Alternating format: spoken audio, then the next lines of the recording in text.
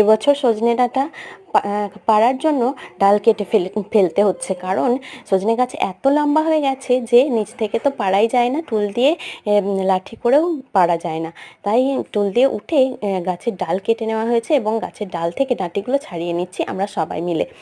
আর এই ডাঁটিগুলো ছাড়িয়ে নিয়ে গিয়ে আমি এবারে ওটাকে পরিষ্কার করে নিচ্ছি সব, আর দেখবো কতগুলো ডাঁটি হয়েছে।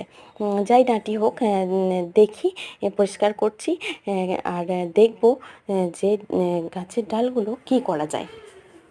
গাছের ডালটা আমরা কাজে লাগাবো, আবার ফেলে দেব না, কারণ সজনে গাছের ডাল ফেলে দেওয়া হয় না, আবার কাজে লাগানো হয়। এই যে ডালগুলো ঝোড়া হয়ে গেছে, সুন্দর করে ঝুড়ে নিতে হবে, তারপরে একটু নরম মাটি যেখানে আছে সেখানে গুঁজে দিলেই ওটা থেকে আবার শিকড় এবং ওপরে পাতা বের হবে, তখন আবার ওটাকে টেনে তুলে যেখানে খুশি লাগিয়ে দিলেই নতুন গাছ হয়ে যাবে।